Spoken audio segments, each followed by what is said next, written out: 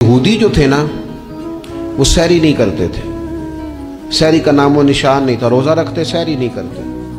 तो नबी पाक सल्लल्लाहु ताला अलैहि वसल्लम ने फरमाया हमारे और यहूदियों के दरमियान फ़र्क ही सहरी का है।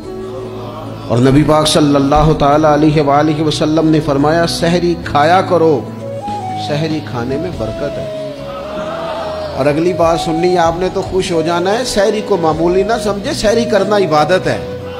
हाँ, आप मत समझें कि मैं रोटी खा रहा हूँ, ये तो मेरे सामने दही रखा हुआ है, ये तो सालन रखा हुआ है, ये तो अचार रखा है, तो चपातियां रखी हैं। सहरी खाना इबादत है। आप सुबह उठे, आपकी तो रूटीन ही और थी, तो 7 बजे खाते थे, 9 बजे खाते थे। ये जो आप सुबह खा रहे हैं उठ के सहरी में, अपनी मर्जी से थोड़ी खा रहे हैं, ये तो किसी के कहने से खा रहे हैं, ये तो किसी के बिठाए बैठे हैं। ये जो सहरी का लंगर है ये रब रसूल की रहमत के साथ अता होता है, ये करम है, ये अल्लाह रसूल के बिठाए बैठे।